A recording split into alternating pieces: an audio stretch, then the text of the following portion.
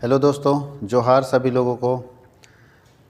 आज हम लोग झारखंड टीजीटी का सिलेबस तो हम लोग पहले एक वीडियो में आपको बता चुके हैं कि झारखंड टीजीटी में क्या सिलेबस है, कौन कौन से सब्जेक्ट आने वाले हैं, तो आपको बता चुके थे प्रीवियस वीडियो में। अगर आप वीडियो नहीं देखें तो इस वीडियो के डिस्क्रिप्शन में उसका लिंक दिया रहेगा, आप जाके वो वीडियो देख लीजिएगा कि क्या क्या सिलेबस है। मैं बहुत संक्षेप में बता दूँ कि झारखंड टीजीटी के लिए सिलेबस को 2 कैटेगरी में बांटा गया, जिसमें अकाउंटेंसी, बिजनेस स्टडी है और साथ ही साथ कुछ इकोनॉमिक्स का पोर्शन उसमें डाल दिया गया है। तो उसके बारे में हम लोग पिछले वीडियो में बहुत अच्छे से डिस्कस कर चुके हैं, इसलिए इस वीडियो में उसके बारे में ज़्यादा बात नहीं करेंगे। लेकिन सबसे पहले आपको सिलेबस पता होना चाहिए, क्योंकि जिस तरह से झारखंड सरकार अभी तक नियोजन नीति के बारे में कुछ पता नहीं है कि क्या नियोजन नीति होगा। लेकिन मुझे उम्मीद है कि इस साल के लास्ट तक, नियोजन नीति तो पहले बन जाएगा, इस साल के लास्ट तक सरकार, क्योंकि अगला साल चुनावी साल है और चुनावी साल में जाने से पहले सरकार का मूड ये होगा कि टीजीटी और पीजीटी दोनों क्लियर कर लें। तो पीजीटी तो क्लियर होगा ही, साथ ही साथ टीजीटी के भी ऑप्शंस जल्दी आ जाएंगे। तो अगर आप तैयारी करना चाहते हैं टीजीटी का, तो सबसे इम्पोर्टेंट बात है कि टीजीटी का तैयारी पहले करना चाहिए। बहुत सारे लोग ये सोचते हैं ना कि हम तैयारी करेंगे उस समय जब नोटिफिकेशन आएगा। याद रखिएगा, नोटिफिकेशन आने के बाद सिर्फ रिवीजन होता है, तैयारी नहीं होती। उसमें टेस्ट लिखा जाता है, तैयारी नहीं होती। तैयारी आपको पहले करनी होगी। उसमें टेस्ट लिखिए, जितना ज़्यादा से ज़्यादा। हम लोग 3000 क्वेश्चन का टेस्ट करवाने वाले हैं और उसकी तैयारी चल रही है। 3000 क्वेश्चन, और जो हमारे यहाँ अभी कोर्स परचेज करेंगे टीजीटी के लिए, उनको 3000 क्वेश्चन विथ आंसर हम लोग पीडीएफ यानी प्रिंटेड फॉर्म में स्टडी मटेरियल उनके घर तक पहुँचाएंगे। उनका जो भी घर का एड्रेस होगा वो एड्रेस देंगे, वहाँ तक हम लोग कुरियर करके उनके घर तक वो सारे स्टडी नोट्स पहुँचाएंगे। तो चलिए हम लोग ये जानते हैं कि टीजीटी की तैयारी एग्ज़ाम का नोटिफिकेशन फॉर्म भरने का नोटिफिकेशन आने के बाद शुरू करें या उससे पहले शुरू करें। तो जो स्मार्ट लोग होते हैं वो स्मार्ट काम करते हैं। वो स्मार्ट काम ये है कि पहले से आप तैयारी करके रखिए, उसको रिमाइंड करते रहिए, क्योंकि एक बार में ऐसा आप नहीं सोच सकते हैं कि 400-500 क्वेश्चन याद कर लेंगे और हम टीजीटी का एग्ज़ाम क्वालिफाई कर लेंगे। क्योंकि ऐसे बहुत लोग हैं झारखंड में जो हमारे जैसा ही सोच रहे हैं, और कुछ लोग ऐसे हैं जो जी जान लगा रखे हैं। सीट कम आती है, स्टूडेंट की संख्या ज़्यादा होती है। जिस हिसाब से सरकार 2016 का लागू करने जा रही है, तो अगर 2016 का नियोजन नीति लागू हो गया तो तय मानिएगा बाहरी घुसेगा, और बाहरी घुसेगा तो झारखंडी को जगह नहीं मिलेगा। क्योंकि झारखंड का जो एजुकेशन का लेवल है, और यूपी और बिहार या मान लीजिए बनारस हिंदू यूनिवर्सिटी से बच्चा पढ़ा हुआ है, वो जब आपके साथ टकराएगा तो हम पीछे रह जाएंगे और वो आगे निकल जाएगा, क्योंकि वो पढ़ने वाला बच्चा है। क्योंकि बनारस हिंदू यूनिवर्सिटी में ऐसे उसका एडमिशन नहीं हुआ है। अब कोई दिल्ली यूनिवर्सिटी का बच्चा यहाँ घुस जाएगा तो सोचिए, दिल्ली यूनिवर्सिटी वाला बच्चा पढ़ने में तेज़ रहा है, उसको कंटिन्यूस पढ़ाई मिली है। हमारे यहाँ यूनिवर्सिटी में पढ़ाया नहीं जाता है। हम लोग को तो बस एग्ज़ाम पास करने सिखाया गया है, और जिसके कारण हम लोगों के अंदर नॉलेज नहीं है लेकिन डिग्री अपने पास है। ये बड़ी कमी है। और जब आप 2016 का नियोजन नीति लगेगा तो खुद सोचिए कि जब हमारी टक्कर दिल्ली यूनिवर्सिटी वाले स्टूडेंट से होगी, BHU बनारस हिंदू यूनिवर्सिटी वाले स्टूडेंट से होगी, या देश के अच्छे यूनिवर्सिटी वाले स्टूडेंट से हम टकराएंगे, तो हमारी क्या हाल होगी, क्या हालत होने वाली। इसलिए तैयारी पहले करके रखें। मेरा ये सब लोगों से रिक्वेस्ट है कि अगर आप टीजीटी के लिए एलिजिबल हैं और आपके अंदर वो एलिजिबिलिटी क्राइटेरिया फिट बैठता है, आपने बीएड कर रखा है, आपका बीकॉम या बीएससी या बीए जो भी हो चुका है, तो अगर आप कॉमर्स के स्टूडेंट हैं और कॉमर्स में आप टीजीटी की तैयारी करना चाहते हैं, तो कॉमर्स वर्ल्ड हजारीबाग लेकर आया है बहुत ही कम कॉस्ट में एक बेहतरीन प्लेटफॉर्म, ऑनलाइन एंड ऑफलाइन दोनों मोड में आपके लिए ये कोर्सेस लेकर आया है। कोर्स का फ़ी ओनली 5000 है ऑनलाइन वाले में, और ऑफलाइन वाले में भी 5000 ही है। यानी कोई बच्चा अगर ऑफलाइन पढ़ता है या ऑनलाइन पढ़ता है, दोनों को सेम फ़ी देना पड़ेगा। अब सवाल है इस फ़ी में उसको क्या मिलेगा, तो इस फ़ी में उसको मिलेगा सबसे first regular classes, test series और स्टडी नोट्स। हर टॉपिक का, एक टॉपिक का स्टडी नोट्स, और हम लोग साथ ही साथ MCQ क्वेश्चंस देंगे। यानी स्टडी नोट्स अलग मिलेगा थ्योरी फॉर्म में, MCQ क्वेश्चन अलग से मिलेगा, और टेस्ट सीरीज़ की फैसिलिटी उस स्टूडेंट को उसी में मिलेगी। और ये आपको जल्द ही मिलने वाला है। ये हमारे एप्लीकेशन पे ओपन है। अगर आप ऑनलाइन पढ़ना चाहते हैं तो उसके लिए प्ले स्टोर में जाइए, कॉमर्स वर्ल्ड हजारीबाग का एप्लीकेशन इंस्टॉल कर लीजिए, और हमारे नंबर पे कांटेक्ट करके आप हमारे पास से सब्सक्रिप्शन ले सकते हैं। और अगर आप ऑफलाइन पढ़ना चाहते हैं तो उसके लिए आपको हजारीबाग आना होगा। मटवारी पेट्रोल पंप के पास हमारा कोचिंग है, आप यहाँ के ज्वाइन कर सकते हैं। आज जो हम लोग डिस्कस करने वाले हैं टीजीटी को लेके, वो टीजीटी में जो एग्ज़ाम हुआ था 2016 में, उस एग्ज़ाम के क्वेश्चन के बारे में हम लोग डिस्कस करने वाले हैं। ये प्रश्न पत्र है आपका, और प्रीवियस ईयर का जो क्वेश्चन पूछा गया था टीजीटी का, उस पूरे क्वेश्चन पेपर को आपके सामने लेकर आए हैं। तो ये देखिए किन्हीं का क्वेश्चन पेपर है, वो ऑलरेडी जिनका भी क्वेश्चन पेपर है वो क्वालिफाई कर चुके हैं, जॉब कर रहे हैं। तो बहुत मुश्किल से इस क्वेश्चन पेपर को हम ढूंढ के लाएं ताकि आप तक इस क्वेश्चन का सही आंसर पहुंचा सके, क्योंकि पीजीटी में जब हमने क्वेश्चन प्रीवियस ईयर के क्वेश्चंस करवाए थे तो लोगों का बहुत प्यार मिला, बहुत सारे लोग बोल रहे थे और करवाइए। तो लेकिन हम लोग उसको कंटिन्यू करेंगे। टीजीटी के भी क्वेश्चंस आप तक पहुँचेंगे, ये पहुँचना जरूर चाहिए ताकि हमको पता चले और बाकी लोगों को पता चले कि अपना लेवल क्या है तैयारी का, और कहीं ऐसा ना हो कि हम कोई कमी छोड़ दें। क्योंकि ये एग्ज़ाम ऐसे एग्जामिनेशन फॉर्म हैं जो 1 साल के बाद नहीं आते हैं। ये नहीं कि इस बार नहीं निकला तो जैसा चार्टर्ड अकाउंटेंसी का फॉर्म आता है, चलो जून नहीं निकला दिसंबर मारेंगे, दिसंबर नहीं निकला तो फिर जून में लिखेंगे। नेट का एग्ज़ाम होता है कि जून नहीं निकला दिसंबर करेंगे। ये सर जून दिसंबर वाला नहीं जो हल्का लेंगे, 5-6 साल में एक बार वैकेंसी आ रही है, वो भी जो स्थिति सरकार की दिख रही है कि पारा टीचर की बहाली सरकार ले रही है, तो ऐसे में चांसेस और कम बनता है। घुसना है तो भैया इंटर कर लेने में फ़ायदा है। तो जो व्यक्ति स्मार्ट होते हैं पहली तैयारी करके रखते हैं, और जब नोटिफिकेशन आता है तो सिर्फ वो रिमाइंड करते हैं, रिवाइज करते हैं, टेस्ट मारते हैं। जितना ज़्यादा वो टेस्ट मारेंगे उनका चांसेस उतना ही बढ़ेगा। तो चलिए आज हम लोग एक क्वेश्चन पेपर जो हम प्रीवियस ईयर में पूछा था कॉमर्स के लिए, वो क्वेश्चन पेपर लेकर आए हैं और इसको डिस्कस करेंगे कि आखिर कौन सा जवाब इसका सही होगा, और सही होगा तो क्यों होगा। याद रखिएगा, एमसीक्यू पढ़ने का मतलब ये नहीं होता है कि क्वेश्चन पढ़ लिया और एक आंसर टिक कर लिए। भाई एक आंसर तो ठीक है, बाकी आंसर गलत है, तो आखिर क्या हो सकता है। अगर दूसरा आंसर होता तो क्या करते, तीसरा होता तो क्या करते।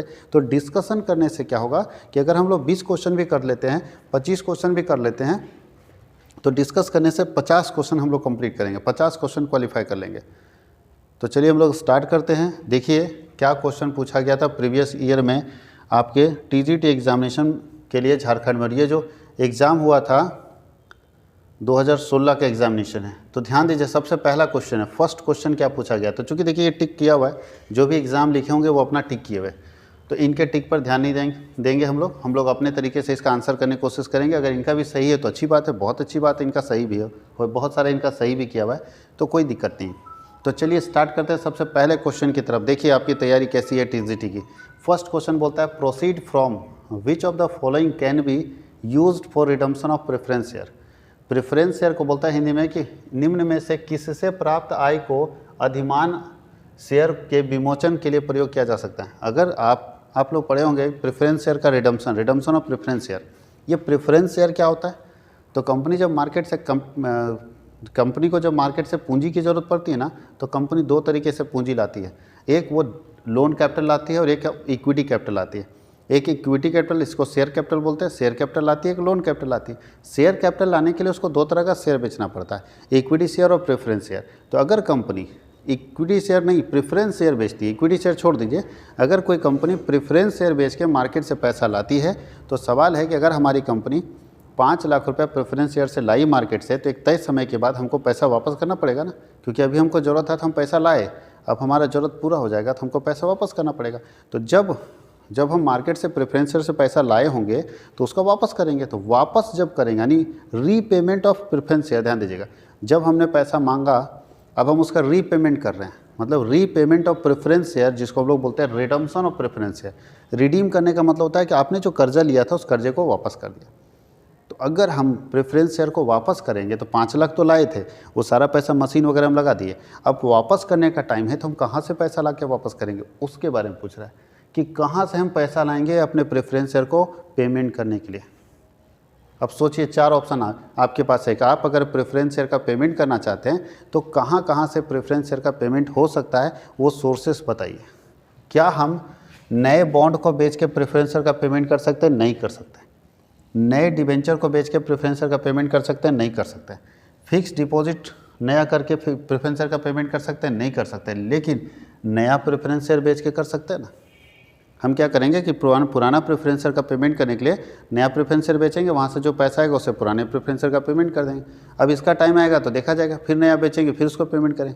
इसका मतलब है कि एक कर्ज को चुकाने के लिए दूसरा कर्ज ले लेंगे, लेकिन शेयर बेच के, डिवेंचर बेच के नहीं। डिवेंचर से आपको पैसा नहीं मिलेगा। डिवेंचर अगर बेचते हैं तो उससे केवल डिवेंचर का पेमेंट हो सकता है। नहीं, अगर यही क्वेश्चन डिवेंचर लिखा रहता है कि डिवेंचर को पेमेंट करने के लिए क्या कर सकते हैं, तो ये सही आंसर हो जाता है। डिवेंचर को पेमेंट करने के लिए इशू और डिवेंचर हम लोग करते हैं, लेकिन प्रेफरेंस शेयर के लिए क्या करेंगे, प्रेफरेंस शेयर के लिए हम लोग प्रेफरेंस शेयर ही करेंगे। तो फर्स्ट क्वेश्चन का आंसर होगा कि प्रेफरेंस शेयर को रिडम्पशन करने के लिए आपको एक फ्रेश शेयर बेचने का ऑप्शन है, ये तीनों बेचने का ऑप्शन नहीं है, ये तीनों आप नहीं बेच सकते हैं। प्रेफरेंस शेयर को पेमेंट करने के लिए केवल एक नया शेयर बेच सकते हैं। आगे बोलता है a debit in nominal account signifies, nominal account का डेबिट बैलेंस क्या बताता है? तो सिंपल, हम लोग नॉमिनल में तो एसेट लायबिलिटी के बारे में तो नहीं पढ़े। नॉमिनल बोलता है कि debit all expenses and losses and credit all incomes and gains. Debit में सारे खर्चे और लॉसेस को हम लोग डेबिट करेंगे। तो देखिए यहाँ पे खर्च के बारे में है तो बोल रहा है there is an expenses. Nominal account में सारे खर्चे को डेबिट कर देते हैं, नॉमिनल अकाउंट में सारे खर्चे को डेबिट कर देते हैं। जितने खर्चे होंगे उसको डेबिट करेंगे नॉमिनल अकाउंट में, और जितने इनकम होंगे उसको क्रेडिट करेंगे नॉमिनल अकाउंट में। नॉमिनल अकाउंट क्या बोलता है कि सारे खर्चे को डेबिट करना और सारे इनकम को क्रेडिट करना है। Debit all expenses and losses, credit all incomes and gains. तो इससे हम लोगों को पता चल जाएगा कि नॉमिनल अकाउंट। अब यहाँ एक चीज़ और पूछ देगा, मान लीजिए इसी में देखिए 5-7 क्वेश्चन बना देंगे।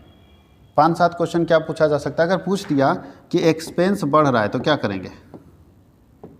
बताइए, पूछ दिया कि एक्सपेंस इंक्रीजेज तो क्या करेंगे? डेबिट करेंगे, क्रेडिट करेंगे, बोथ करेंगे, नन ऑफ दिस करेंगे। अगर एक्सपेंस बढ़ेगा तो क्या करेंगे? अगर एक्सपेंस घटेगा तो क्या करेंगे? तो सिंपल से याद रखिएगा, अगर आप मॉडर्न कॉन्सेप्ट पढ़े हैं तो बहुत आसानी से बता दीजिएगा, और जो लोग मॉडर्न कॉन्सेप्ट नहीं पढ़े हैं, वो पर्सनल रियल नॉमिनल वाला नियम पढ़े हैं, उनको तकलीफ देता है। और जो लोग मॉडर्न कॉन्सेप्ट वाले लोग हैं, अब मॉडर्न कॉन्सेप्ट का भी वीडियो एक डाला हुआ है यूट्यूब के ऊपर मेरा, आप एक बार सर्च करके देखिएगा, मिल जाएगा वो भी वीडियो। मॉडर्न कॉन्सेप्ट जो पढ़ा हुआ बंदा वो तुरंत बता देगा, और जो पढ़ा है personal account, real account, nominal account वाला रूल्स, जिसको ट्रेडिशनल कॉन्सेप्ट बोलते हैं। और मुझे उम्मीद है बहुत सारे लोग ट्रेडिशनल पढ़े होंगे, बहुत सारे मेरे व्यूअर ऐसे हैं जो ट्रेडिशनल ही अभी पढ़े हैं, क्योंकि जिस ज़माने में वो पढ़ रहे थे उस ज़माने में उनको ट्रेडिशनल ही पढ़ाया गया होगा, जिसमें आपको पढ़ाया गया होगा कि पर्सनल अकाउंट होता है, रियल अकाउंट होता है, नॉमिनल अकाउंट होता है। ये सब अब नहीं होता है। मतलब 2 तरह का कॉन्सेप्ट है, एक पुराना एक नया। तो जो अभी भी पुराने वाले लोग हैं ना, वो अभी भी जीते हैं पर्सनल में, रियल में, नॉमिनल में। उनको लगता है यही 3 है। ध्यान दीजिएगा, पर्सनल, रियल, नॉमिनल का जो कॉन्सेप्ट है वो सही नहीं है। आपको मॉडर्न पढ़ना चाहिए। मॉडर्न कॉन्सेप्ट जिनका डेबिट और क्रेडिट का क्लियर, वो आसान है। अब देखिए, खर्चा अगर बढ़ेगा तो क्या करेंगे? खर्चा बढ़ेगा तो डेबिट करेंगे, और अगर खर्चा घटेगा तो क्रेडिट करेंगे। खर्चा बढ़ेगा तो डेबिट करेंगे। क्या कॉन्सेप्ट है नॉमिनल अकाउंट का? बताइए। खर्चे के लिए बोलता है debit all expenses and losses, debit all expenses and losses. तो पहले से मेरा रेंट 3000 का है, अब 2000 और दे रहे हैं तो और खर्चा बढ़ रहा है, तो और खर्चा बढ़ रहा है तो डेबिट कर देंगे। और अगर हमारा खर्चा घट रहा है तो क्या करेंगे? क्रेडिट करेंगे। याद रखिएगा, खर्च बढ़ेगा तो डेबिट और घटेगा तो क्रेडिट। तो कितना सारा क्वेश्चन इससे पूछा जा सकता है कि अगर एक्सपेंसेज इंक्रीज करेगा तो क्या होगा, या रेंट पेड करने से क्या हुआ। तो रेंट पेड अगर हम कर रहे हैं तो मेरा खर्च बढ़ रहा है, तो यहाँ लिखेंगे कि हमारा जो एक्सपेंस है वो इंक्रीज़ हो जा रहा है। तो डेबिट और क्रेडिट से बहुत सारे सवाल पूछे जाएंगे। बहुत लोगों को डेबिट और क्रेडिट के कॉन्सेप्ट में दिक्कत है। अगर आप लोगों को दिक्कत है तो कमेंट करके बताएंगे वीडियो में, तो मैं एक डेबिट और क्रेडिट का कॉन्सेप्ट लेकर एक मॉडर्न कॉन्सेप्ट आपको समझा दूंगा। तो आसानी से आप डेबिट और क्रेडिट का कॉन्सेप्ट ईजी वे में समझ सकते हैं। यानी बहुत आसान तरीके से डेबिट और क्रेडिट करना मैं आपको सिखा दूंगा। अगर किन्हीं को दिक्कत है कमेंट कर दीजिएगा। अगर ज़्यादा सारे लोगों का कमेंट आया तो एक वीडियो बना के फिर से डाल दूँगा, ताकि आपको आसान पड़े और आप समझ सकें इसको आसानी से। और अगर आपको वीडियो पसंद आ रहा है तो वीडियो को अपने दोस्तों के साथ भी शेयर कीजिए। ये भी मानव सेवा है। बहुत लोग इसलिए शेयर नहीं करते हैं ना कि भाई अगर हम किसी को बता दिए अच्छा वीडियो क्लास के बारे में, अच्छे टीचर के बारे में, अच्छे वीडियो के बारे में बता दिए तो वो पढ़ लेगा, उसकी नौकरी हो जाएगी। यार भाई, जिसका होना है उसी का होगा, जिसका होना है उसी का होगा। अगर आपके पास कोई चीज़ है और आप दूसरे को नहीं बता रहे हैं तो ऐसा मत सोचिए कि सामने वाला नहीं तैयारी कर रहा है, वो भी अपना हाथ पैर मार रहा है, वो अपना बेस्ट सोच रहा है, जहाँ से उसको बेस्ट मिल रहा है वो देख रहा है। तो ऐसा नहीं, उसका होना होगा तो हो जाएगा। तो इसलिए ये सब सोच नहीं रखिए, उनको भी दीजिए कि देखते हैं उसके बाद जितना दमखम मैदान में होगा। आप 5 लोगों को नहीं दे सकते हैं, लेकिन यहाँ तो 5000 लोग हैं, कहीं ना कहीं से जुगाड़ कर ले रहा है और पढ़ ले रहा है वो। हो सकता है आप ये सोच के कि 5 तो हमसे कमज़ोर हैं, हम तो तेज़ हैं 5 से। ये 5 नहीं, जब समुद्र में उतरिएगा तब समझ में आएगा कितने लोग हैं। वहाँ आपका सिलेक्शन का चांस बहुत कम। तो थोड़ा कंपटीशन बढ़ने दीजिए, जितना कंपटीशन बढ़े। तो आपको अगर अच्छा लगता है तो शेयर करते चले जाइएगा। तो ये हो गया दूसरा क्वेश्चन। तीसरे क्वेश्चन की तरफ हम लोग बढ़ते हैं। बोलता है कि which among the following is an outline of step design with the goal of the entire organisation in mind rather than with the one specific division. मतलब ऐसा कौन सा, बोले निम्न में से कौन सा चरण है, कौन सी उन चरणों की एक रूपरेखा है जिन्हें विशिष्ट विभागों के लक्ष्यों की अपेक्षा पूरे संगठन के लक्ष्यों को ध्यान में रख के तैयार किया जाता है। यानी इसमें से कौन सा ऐसा काम है जो किसी एक काम को ध्यान में रख के तैयार नहीं किया गया? ऐसा कौन सा प्लान है जो किसी एक काम को ध्यान में रख के तैयार नहीं किया गया? सारे संगठन के कामों को ध्यान में रख कर तैयार किया गया। इसमें से ऐसा कौन सा प्लान है जिसमें केवल एक उद्देश्य नहीं है? जैसे अब देखिए ऑपरेशनल प्लान है। ऑपरेशनल प्लान का मतलब है कि बिजनेस चलाएंगे कैसे, उसी को लेकर प्लान बनाया गया होगा। तो यहाँ तो एक पर्पस है कि हम बिजनेस को कैसे चलाएंगे, उसके आगे कोई प्लान नहीं, यानी बिजनेस चलाने को लेकर एक प्लान है। उसके बाद नीचे लिखा है टैक्टिकल प्लान क्या है, यानी चतुर योजना, जहाँ हम जानना चाहते हैं कि हमारे एम्प्लॉय कितने एक्सपर्ट है, हमारा मशीनरी कितना एक्सपर्ट है। हम चतुर योजना बनाते हैं कि हम कैसे चतुरता के साथ, यानी चातुरी के साथ, टैक्टफुली अपने बिजनेस को चला सकें। तो ये एक स्पेसिफिक प्लान है केवल एक विशेष काम के लिए। कंटीजेंसी प्लान बनता है, आकस्मिक प्लान वो तब बनता है कि अगर कहीं अचानक आकस्मिक बात आ गई और कुछ इमरजेंसी आ गया तो वैसी स्थिति में इस प्लान को लागू करते हैं। लेकिन स्ट्रैटेजिक प्लान ऐसा है जो स्ट्रैटेजिक प्लान ऐसा प्लान है जो किसी एक विशेष उद्देश्य के लिए नहीं बनाया जाता, जबकि पूरे ऑर्गेनाइजेशन के उद्देश्य के लिए बनाया जाता है। स्ट्रैटेजी क्या होता है बताइए? पहले ये प्लान नहीं बनता था, पहले स्ट्रैटेजिक प्लान नहीं बनता था, लेकिन ये बनता था, इसको रणनीति बोलते। देखिए होगा रणनीति, देखिए रणनीतिक योजना। पहले ये युद्ध में बनता था, राजा महाराजा बनाते थे, जब युद्ध होता था तो स्ट्रैटेजी बनाते थे, रणनीति बनाते थे कि कैसे हमको जंग जीतना है। और धीरे धीरे कंपटीशन इस लेवल का बढ़ता चला गया कि आज बिजनेस में भी स्ट्रैटेजिक प्लान होने लगे कि कैसे किसी बिजनेस को ख़त्म कर देना है, कितने दिनों में हम किसी बिजनेस से आगे निकल जाएंगे। मतलब कट थ्रोट कंपटीशन से भी ऊपर, गला कट प्रतियोगिता से भी ऊपर चला गया है स्ट्रैटेजिक प्लान, जहाँ स्ट्रैटेजी तय होती है कि हम कैसे इसको सामने वाले को डैमेज करें। और स्ट्रैटेजी के तहत वो काम होता है, और सारा का सारा काम अगर अकॉर्डिंग टू स्ट्रैटेजी हो रहा है तो आपका बिजनेस सक्सेस कर जाएगा।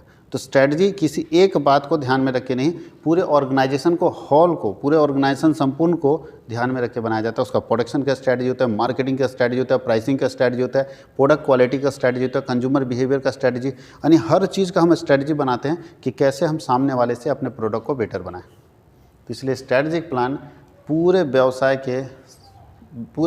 के विभागों को ध्यान में रख के और पूरे व्यवसाय के लक्ष्यों को ध्यान में रख के तैयार किया जाता है।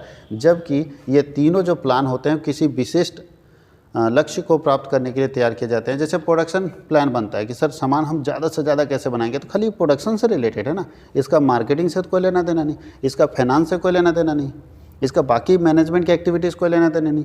तो ये सिर्फ प्रोडक्शन के लिए। अब मार्केटिंग प्लान बन रहा है तो सिर्फ मार्केटिंग के लिए, इसका फाइनेंस से कोई लेना देना नहीं, इसका HRM से कोई लेना देना नहीं, इसका प्रोडक्शन से कोई लेना देना नहीं, सिर्फ मार्केटिंग है, हम अपने प्रोडक्ट को कैसे बेचेंगे।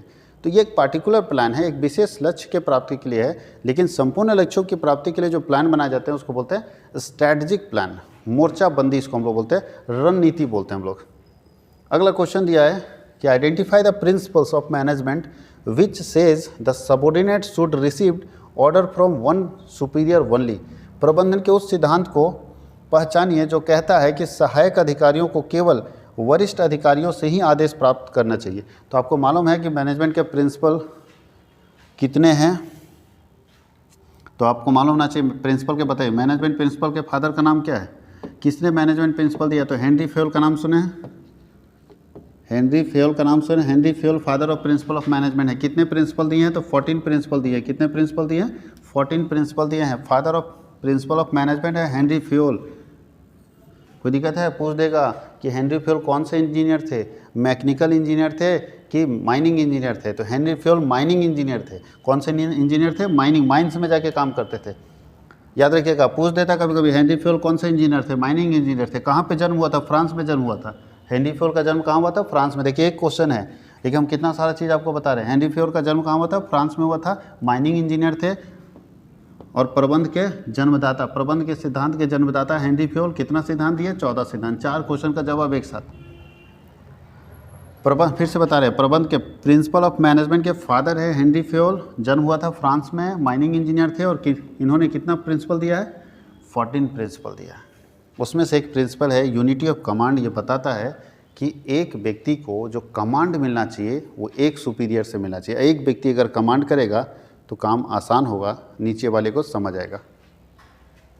अब सोचिए कि अगर ऐसा हो जाए कि ए नाम का एक वर्कर काम करता है किसी के घर में और 4 बॉस हैं उसके, 4 भाई हैं, PQRS, 4 भाई हैं और एक अकेला बेचारा नौकर है। क्या हाल होता होगा सोच लीजिए। ये बोला ये बनाओ, एक सामान बनाओ खाने को, ये बोले ये दूसरा सामान बनाओ, ये तीसरा बोला, ये चौथा बोला, बताइए क्या बनाएगा ये। अब इसका बनाएगा तो ये तीनों धुनेगा, इसका बनाएगा तो ये दोनों डांटेगा कि हमको नहीं दिया अभी तक बना के। तो ये स्थिति होती है यूनिटी ऑफ कमांड अगर नहीं है तो। बोलता है एक व्यक्ति से ऑर्डर आए ना तो समझ आए कि क्या बनाना है, चारों एक बार बोलोगे तो हम कैसे बना के देंगे।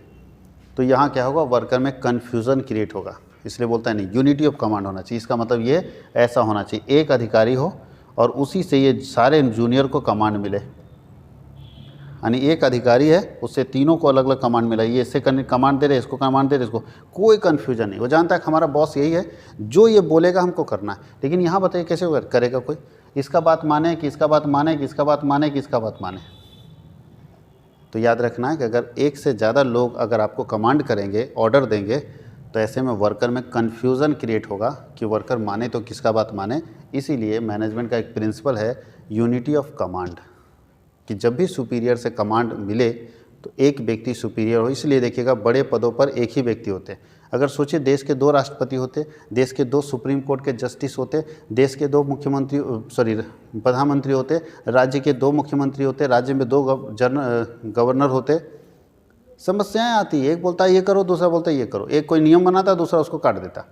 तो बड़े पद पर हमेशा इसलिए एक व्यक्ति बैठता है ताकि यूनिटी ऑफ कमांड मेंटेन रहे। ये प्रबंध का सिद्धांत है। एक और सिद्धांत है यूनिटी ऑफ डायरेक्शन। ये सब सिद्धांत है पर सब समझा देते हैं। यूनिटी ऑफ डायरेक्शन, वैसे इसका आंसर होगा यूनिटी ऑफ कमांड।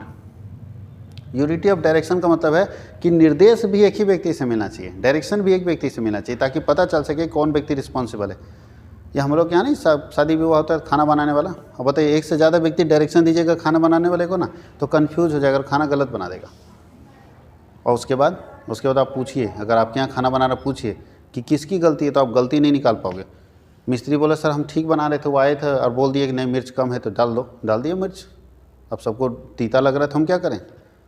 अब बताइए मिस्त्री क्या किया, अपना सारा जिम्मेवारी उस आदमी पर थोप दिया। और आदमी बोले हम कहाँ बताए, हम तो सिर्फ ये बोले हमको, चूँकि हम तो अपना टेस्ट बताए, हम टेस्ट किए, हमको तीखा नहीं लगा, हम बोले थोड़ा तीखा दे दो।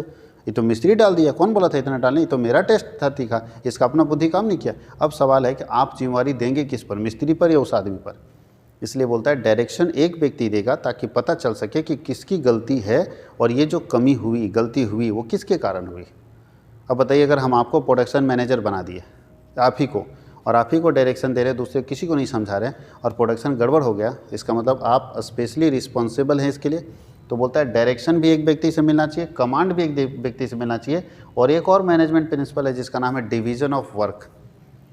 सबसे फर्स्ट नंबर पहला मैनेजमेंट प्रिंसिपल है डिवीज़न ऑफ वर्क। अगर आपको अपने बिजनेस को अच्छे से मैनेज करना है, अच्छे से चलाना है, तो सबसे बेहतर तरीका जो होता है काम बांट दीजिए। अगर आप काम को बांट दीजिएगा तो आपका बिजनेस बहुत अच्छे से चलने वाला है।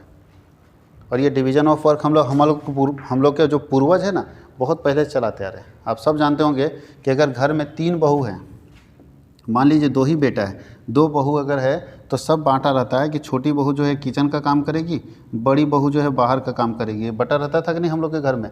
हम लोग के यहाँ मम्मी आंटी को हम लोग देखे हुए, मम्मी चाची को देखे हुए कि कैसे काम करती है। इसका मतलब है कि हम लोग के पूर्वज पहले से ही इसको फॉलो कर रहे हैं। इस सिद्धांत को भले बनाया, बिना पढ़े वो लोग मैनेजमेंट के एक्सपर्ट थे। हमारे जो पूर्वज थे बिना पढ़े मैनेजमेंट के एक्सपर्ट थे। ये तो फेल बाद में न दिया है, ये लोग पहले से उसको लगाया। काम बांट दो कि भैया तुम्हारा काम ये, तुम्हारा काम ये। इससे क्या होगा कि ना तो रिपीटेशन ऑफ वर्क नहीं होगा। यहाँ पे देखिए रिपीटेशन ऑफ वर्क होगा क्या, ऐसा होगा कि झाड़ू 2 आदमी लगा रहे, नहीं। ऐसा होगा खाना 2 आदमी बना रहे, नहीं। क्योंकि अच्छा एक और है कि जो इसका काम है वो ये नहीं करेगी, और जिसका इसका काम है वो ये नहीं करेगी। एकदम रेसा रेसी चलता है, हम तुम्हारा काम क्या करेंगे भैया। इसका मतलब है कि नो रिपीटेशन ऑफ वर्क, काम रिपीट नहीं करेगा, पहला चीज़। दूसरा फ़ायदा होगा कि मिनिमम कॉस्ट में मैक्सिमम रिटर्न होगा, दूसरा फ़ायदा। तीसरा, कंटिन्यूअस एक ही काम करते करते एक्सपीरियंस बढ़ जाएगा, जिसको हम लोग बोलते हैं कि आप अगर एक ही काम को कंटिन्यू करते चले जाते हैं तो आपको कॉन्फिडेंस लेवल बढ़ जाता है, आपका कमांड बढ़ जाता है, आपका एक्सपीरियंस बढ़ जाता है। और ये फ़ायदा आपको मिलेगा कि अगर आप एक ही काम को लगातार कर रहे हैं तो जो स्पेशलाइजेशन आपके अंदर आ गया ना, उसका फ़ायदा मिलेगा आपके काम को लेके। रोज़ हमारा कैश गिनने का काम है, देखिएगा नोट गिनने में कितना एक्सपर्ट हो जाता है। रोज़ कंप्यूटर में टाइपिंग का काम है तो कितना एक्सपर्ट हो जाता है। तो बोलता है स्पेशलाइजेशन का फ़ायदा मिल जाता है कि स्पेशलिस्ट हो जाता है उस फील्ड को और जल्दी से उस काम को कर लेता है। इसको बोलते हैं उसकी इफिशियंसी बढ़ जाती है, उसकी कार्यकुशलता बढ़ जाती है, काम करने की क्षमता बढ़ जाती है। ये है डिवीज़न ऑफ वर्क का फ़ायदा। इसलिए बोलता है डिवीज़न ऑफ वर्क कीजिए। अब नहीं तो काम नहीं बांटिएगा, सारे वर्कर को बोल दिया करो काम, तो वर्कर सब गलत, पता चले एक ही काम को 3 आदमी करके आया और कोई काम ऐसा था जिसको कोई नहीं किया। ये समस्या क्यों आ रही है? समस्या इसलिए आ रही है क्योंकि आपने डिवीजन ऑफ वर्क नहीं किया। सही व्यक्ति को सही काम बांट दीजिए तो वो व्यक्ति उस काम के लिए रिस्पॉन्सिबल होगा, वो व्यक्ति उस काम को ढूंढेगा, करेगा, और नहीं करेगा तो वही रिस्पॉन्सिबल है, डांट उसको पड़ेगी। तो ये डिवीजन ऑफ वर्क है। तो ये 3 प्रिंसिपल था। यूनिटी ऑफ अथॉरिटी कोई प्रिंसिपल नहीं है मैनेजमेंट का, यूनिटी ऑफ अथॉरिटी कोई प्रिंसिपल नहीं मैनेजमेंट का।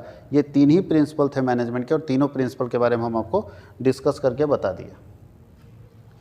देखिए हम लोग क्वेश्चन के साथ साथ डिटेल भी पढ़ रहे हैं ताकि आपको किसी तरह की कोई दिक्कत ना हो। आप बहुत सारे क्वेश्चंस का जवाब दे सकते हैं और समझ सकते हैं, और आसान भाषा में समझिए। मैनेजमेंट क्या हमारे घर में तो रोज़ चलता है, हम लोग वही बचपन से देखते आ रहे हैं इस मैनेजमेंट को, बस उसको समझना है। अब बताइए किसी को दिक्कत होगा? जो हम डिवीजन ऑफ वर्क समझा दिए इतनी आसान भाषा में कि हम लोग के घर में सबका बटा रहता है, किसको क्या करना है, दूसरे को क्या करना है, तीसरे को क्या करना है। अगर डिवीजन ऑफ वर्क नहीं करेंगे तो कन्फ्यूजन होगा, रिपीटेशन होगा, स्पेशलाइजेशन नहीं होगा। सिंपल सा है। हम लोग यहाँ पे अगर 2 लोग हैं तो हम लोग को बटा हुआ है किसको क्या करना है, इसको क्या करना है। नहीं तो क्या होगा, कभी कभी पता चला दोनों लोग तेल लेके आ गए, घर से ऑर्डर मिला कि तेल लाना है, अब वो भी उनको भी मिला, छोटे भाई को हमको भी मिला, तो दोनों तेल लेके पहुँच गए। कभी कभी ऐसा होगा कि वो सोचेगा अरे भैया लेके जाएंगे, हम सोचेंगे वो लेके जाएगा, और कभी जाएंगे ही नहीं लेके। ये सारी जो समस्या आ रही है इसलिए आ रही है क्योंकि हम डिवीजन ऑफ वर्क नहीं किए। अगर हम काम बांट देते हैं कि ये काम सिर्फ आपका है, ये काम सिर्फ आपका है, जिसका मतलब हम समझ जाएंगे कि मेरा काम है तो हमको करना है। तो डिवीजन ऑफ वर्क से क्या होगा, रिपीटेशन नहीं होगा, कोई कन्फ्यूजन नहीं होगा, काम छूटेगा नहीं, किसी तरह का लैप्सेशन नहीं होगा। ये सारे फायदे होते हैं डिवीजन ऑफ वर्क के। चलिए अगला क्वेश्चन देखते हैं। 5 नंबर क्वेश्चन ये बोल रहा है, विच among the following is a short term source of finance. इसमें से कौन ऐसा है जो short term source of finance है, यानी जहाँ कंपनी कम समय के लिए पैसा ला सकती है। ऐसा कौन सा है जिससे कंपनी कम समय के लिए पैसा उधार उठा सकती है? तो चलिए देखते हैं कौन सा ऐसा सोर्स है जहाँ से कंपनी कम समय के लिए पैसा उधार उठा सकती है। तो ये लॉन्ग, ध्यान दीजिएगा, आपको पूछ रहा है शॉर्ट टर्म, लेकिन हम आपको बता दें ये लॉन्ग टर्म है। यानी अगर कंपनी को 1 साल से ज़्यादा समय के लिए पैसा चाहिए तो कंपनी कहाँ से ला सकती है? डिवेंचर से ला सकती है। 1 साल से ज़्यादा, लेकिन हमको तो पूछ रहा है 1 साल से कम। अल्प अवधि का मतलब क्या होता है? 1 साल से कम। ये भी 1 साल से ज़्यादा है और ये भी 1 साल से ज़्यादा। ये तीनों जो है ना long term source of finance है, याद रखिएगा। कौन सा सोर्स ऑफ फाइनेंस है? Long term source of finance है। लंबे समय के लिए अगर कंपनी को पैसा चाहिए तो 3 जगह कंपनी ला सकती है, डिवेंचर से ला सकती है, प्रेफरेंस शेयर से ला सकती है और रिटेन प्रॉफिट से ला सकती है। लेकिन अगर शॉर्ट टर्म के लिए पैसा चाहिए ना तो ट्रेड क्रेडिट से ही ला सकती है। इसको बोलते हैं व्यापार साख। अच्छा उधर तो लिखा है व्यापार उधार, व्यापार साख, जहाँ से short term source of finance है। शॉर्ट टर्म के लिए पैसा अगर कंपनी को चाहिए तो ट्रेड क्रेडिट से लाएगी कंपनी, याद रखना है। शॉर्ट टर्म के लिए पैसा चाहिए तो कहाँ से लाएगी? ट्रेड क्रेडिट से लाएगी। और लॉन्ग टर्म के लिए पैसा चाहिए तो ध्यान दीजिएगा डिवेंचर से ला सकती है, प्रेफरेंस शेयर से ला सकती है और रिटेन प्रॉफिट से ला सकती है। आप लोग डिवेंचर और प्रेफरेंस शेयर तो सुनेंगे, रिटेन प्रॉफिट क्या होता है? मेरा मानना है कि शायद रिटेन प्रॉफिट में बहुत लोग को कन्फ्यूजन हो। रिटेन मतलब होता है, रिटेन प्रॉफिट का मतलब होता है ऐसा प्रॉफिट जो कंपनी रोक के रख ली है। जब कंपनी प्रॉफिट कमाती है ना तो सारा प्रॉफिट नहीं बांटती कंपनी। अब क्यों कंपनी सारा प्रॉफिट नहीं बांटती है? क्या आइडिया है आप लोगों को? कंपनी आखिर सारा प्रॉफिट क्यों नहीं बांटती? पार्टनरशिप में सारा बढ़ जाता है। आप सोल ट्रेड पढ़ते होंगे, सारा का सारा नेट प्रॉफिट उड़ा के ट्रांसफर कर देते थे कैपिटल में। याद कीजिए, नेट प्रॉफिट को लिखते थे to net profit transfer to capital account. 1 रुपया बचा के नहीं रखते, सब कैपिटल में डाल दो। कैपिटल मतलब समझ रहे, मालिक को दे दो। अगर हम पीएल में लिखते थे, बैलेंस जो आता था आंसर, उसको लिखते थे to net profit transfer to capital account. इसका मतलब क्या होता था कि हम सारा नेट प्रॉफिट उठा के मालिक को दे दिए, मेरे पास चवन्नी नहीं बचा। पार्टनरशिप आप बिजनेस पढ़े थे, वहाँ भी जब जब प्रॉफिट आता था, याद कीजिए, पीएल प्रिपरेशन बना रहे तो प्रॉफिट आया तो सीधा उठा के डाल दिए पार्टनर्स कैपिटल में। रिवोल्यूशन बना रहे वहाँ प्रॉफिट आया, जरा सा भी चवन्नी का प्रॉफिट आ रहा, सीधा लिखते थे to profit transfer to partners capital account. वहाँ चवन्नी नहीं रखते थे। कंपनी में ऐसा क्या हो गया कि रख लेते, सारा नहीं देते। तो याद रखिएगा, कंपनी का लायबिलिटी लिमिटेड होता है और कंपनी को मालूम है कि आज हम कमा रहे हैं और सारा पैसा बांट देंगे, कल होकर अगर लॉस हो गया, हमको ज़रूरत पड़ गया पैसे का, माल खरीदने के लिए पैसा नहीं है, तो किसी शेयर होल्डर से अगर पैसा मांगेंगे ना तो वो बोलेगा कि हमारा लायबिलिटी लिमिटेड होता है। लिमिटेड लायबिलिटी का मतलब है कि हम 10 रुपये का शेयर खरीदे थे, हम 10 रुपये आपको दे दिए, इसके बाद कंपनी डूबे उगे, पैसा हो ना हो, हम 1 चवन्नी एक्स्ट्रा नहीं देंगे। ऐसी स्थिति में बताइए, जब शेयर होल्डर ये बात बोलेगा आपको कितना बुरा लगेगा कि सारा इसी को प्रॉफिट कमा के दिया और आज दे नहीं रहा है, क्योंकि लायबिलिटी उसका लिमिटेड है, वो एक लिमिट तक ही पैसा देगा, उसके बाद आपको पैसा नहीं देगा। इसलिए कंपनी समझती है कि चूंकि शेयर होल्डर का लायबिलिटी लिमिटेड है, लॉस होने पर एक चवन्नी नहीं लोगों को देगा, तो हम ऐसा करते हैं जो कमाते हैं उसमें सारा नहीं बांटते हैं, कुछ बचा के रख लेते हैं और जो प्रॉफिट हम बांट देते हैं। यानी कंपनी अगर प्रॉफिट कमाती है तो कंपनी प्रॉफिट को क्या करती है, सोचिए तो कंपनी अगर प्रॉफिट कमाती है क्या करती है बताइए। कंपनी प्रॉफिट को क्या करती है, दो काम करती है। अब इसको दो लिख दीजिए, ज़्यादा अच्छा रहेगा। कंपनी प्रॉफिट को दो काम करती है। प्रॉफिट कमाती है ना, सबसे पहले ध्यान देगा, प्रॉफिट कमाई, सारा खर्चा वर्चा सब पेमेंट हो गया, सारा खर्च और सब पेमेंट करने के बाद जो बचता है फाइनल प्रॉफिट, एकदम फाइनल प्रॉफिट जो बुक प्रॉफिट बचता है, वो या तो अपने शेयर होल्डर को बांट देती है, जिसको डिविडेंड बोलते हैं, लाभांश सुने होंगे आप। अब जो हमारे यहाँ पैसा लगा है उसको बांट दिए, भाई तुम पैसा लगाओ, तुम्हारा पैसा हम कमाए हैं तो लो, लाभांश दे दी। कंपनी क्या करती है, लाभांश दे देती। और कंपनी दूसरा पैसा बोलती है रिटेन करके रख लो, रिटेन्ड अर्निंग, यही हम लोग को पढ़ना है। एंड कुछ पैसा कंपनी बचा के रख लेती है, किस लिए, बोलता है फ्यूचर में अगर कभी लॉस हुआ ना तो इस लॉस से हम ये पैसा निकाल के उस लॉस की भरपाई कर सकते हैं। और अगर भगवान ना करे कभी लॉस नहीं हुआ तो ये जो पैसा बचा रहेगा ना, मेरा पूंजी ना बनता जा रहा है। मान लीजिए रिटेन अर्निंग में 600 करोड़ 6 करोड़ रुपये आ गया, तो 6 करोड़ मेरे पास पूंजी है कि नहीं है, तो हमारा long term source of finance है, हमको 6 करोड़ रुपये आराम से मिल जाएगा अपना रिजर्व से। तो बोलता है कि 6 करोड़ मेरे पास है, कुछ प्रेफरेंस से लाएंगे, कुछ डिवेंचर से लाएंगे, पैसा आ जाएगा। तो long term source of finance में डिवेंचर, प्रेफरेंस शेयर और रिटेन प्रॉफिट होता है। ये long term source of finance है। Short term source of finance है आपका ट्रेड क्रेडिट। देखिए बहुत लंबा लग रहा है, लेकिन अगर डिस्कस करके हम लोग पढ़ेंगे तो 4 ही 5 क्वेश्चन पढ़े, लेकिन 5 के साथ कितने सारे क्वेश्चंस का जवाब हम आपको बता दिए। और यही होना चाहिए। अगर टू वे कम्युनिकेशन नहीं है, चूँकि यहाँ वन वे कम्युनिकेशन है, हमारे तरफ से सिर्फ बातें जा रही है, तो मैं क्यों ना आपको ये सारी जानकारी दे दूँ कि कोई सवाल मन में ना रहे। और अगर मन में सवाल है तो ज़रूर कमेंट कीजिएगा, मेरे तरफ से जवाब ज़रूर जाएगा। शॉर्ट्स बना के जवाब डालेंगे, डिजिटली जवाब डालेंगे, ऑनलाइन आके जवाब डालेंगे, लेकिन ज़रूर जवाब डालेंगे। जो टॉपिक आपको नहीं समझ आता है, चाहे वो पीजीटी की तैयारी कर रहे हो, चाहे टीजीटी की तैयारी कर रहे हो, चाहे नेट जेआरएफ की तैयारी, कोई भी कॉमर्स से रिलेटेड प्रोफेशनल कोर्सेज की तैयारी आप कर रहे हैं, आप ज़रूर कमेंट में दिखेंगे। अगर कोई टॉपिक आपको नहीं समझ आता है, मैं आपको पर्सनली समझाऊंगा। चाहे अगर छोटा टॉपिक है तो शॉर्ट्स बना के समझा दूंगा, लेकिन ज़रूर समझाऊंगा, कहीं कोई कन्फ्यूज़न नहीं होना चाहिए। बहुत बच्चों को दिक्कत है छोटे छोटे चीज़ को लेके। मैं सॉरी आप लोगों को बच्चा बोल दिया, ये गलत बात है। आप बच्चे नहीं, सारे टीचर हैं। और हम चाहते हैं कि कॉमर्स का झंडा लेके सब लोग पूरे झारखंड में आगे बढ़े, क्योंकि झारखंड में कॉमर्स को आगे बढ़ाने का जो जिम्मेवारी है वो आपके कंधों पर है, और आपको इसको लेके आगे बढ़ना है और कॉमर्स का दीप जलाए रखना है। इसलिए मेहनत करते रहिए। कहीं कोई कमी है, कोई भी चीज़ में दिक्कत होता है, आप एक कमेंट मानेंगे, मैं उसके ऊपर आपको सारा इन्फॉर्मेशन उससे रिलेटेड दूंगा, आसान भाषा में मैं समझा दूंगा। चलिए हम लोग 6 नंबर क्वेश्चन देख लेते हैं। बोलता है which among the following is not a function of wholesaler. इसमें से होलसेलर का फंक्शन कौन नहीं है, यानी इसमें कौन सा होलसेलर का फंक्शन नहीं है। तो होलसेल पहला फंक्शन बोलता है provide warehousing and storage facility, ये तो है। होलसेलर क्या करता है, स्टोरेज और वेयर हाउसिंग फैसिलिटी देता है, यानी गोदाम की सुविधा भी देता है। गोदाम की सुविधा देगा ना होलसेलर। होलसेलर के पास क्या होता है, ज़्यादा क्वांटिटी माल खरीदता है। कौन है होलसेलर? थोक व्यापारी कौन होता है? थोक व्यापारी वह व्यापारी होता है जो मैन्युफैक्चरर से माल खरीदता है और रिटेलर को या कस्टमर को बेचता है। फिर से ध्यान देगा, थोक व्यापारी वह व्यापारी जो मैन्युफैक्चरर से माल खरीदता है और रिटेलर और कस्टमर को बेचता है। तो थोक व्यापारी क्या क्या करता है, बोलता है थोक व्यापारी के पास पहले गोदाम होना चाहिए, क्योंकि ज़्यादा क्वांटिटी में ना खरीदता है। अगर थोक व्यापारी मैन्युफैक्चरर से ज़्यादा क्वांटिटी में खरीदता है तो उसके पास एक गोदाम होना चाहिए। उसके बाद बोलता है कि प्रोवाइडिंग रिपेयरिंग सर्विसेज, रिपेयर का सर्विस नहीं देता। देखिए ये आंसर आपका ठीक होगा। होलसेलर रिपेयर नहीं देखता है, भैया वो बेच दिया काफ़ी है। उसको बोलता है provide financial assistant to the retailer, ये होलसेलर का काम है, ये भी होलसेलर का काम है, ये भी होलसेलर का काम है। क्या लिखा है ये, बोलता है अगर ज़रूरत पड़ा तो फुटकर व्यापारी को उधार में सामान दे देता है। अगर ज़रूरत पड़ा तो ध्यान दीजिएगा, जितना रिटेलर है ना होलसेलर से उधारे में सामान खरीदता है। तो ये काम है होलसेलर का, एक ये काम है।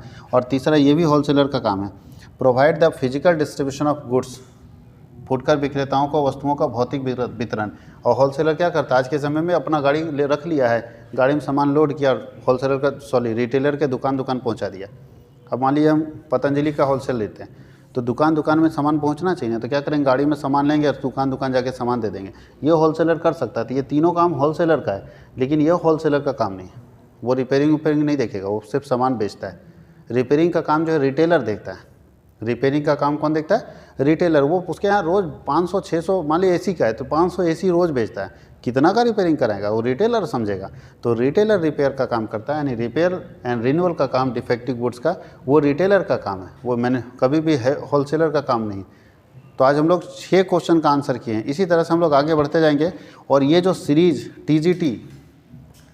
टीजीटी का जो सीरीज हम लोग लेकर आए हैं वो आपके लिए बहुत ही फ़ायदेमंद होने वाला है। तो इसीलिए टीजीटी के संपूर्ण बैच में, ये बैच का नाम ही है संपूर्ण बैच, और संपूर्ण बैच में संपूर्ण जानकारी आपको मिलेगी। तो इसमें जुड़े रहने के लिए आप इसके सीरीज को, यानी ये संपूर्ण बैच का जो सीरीज है, सीरीज 1 आप देख रहे हैं, और 2, 3, 4 करके सारे वीडियोज़ आते चले जाएंगे पूरे क्वेश्चन के। इसको अच्छे से देखिए और अपने दोस्तों को ज़रूर शेयर कीजिए। Thank you.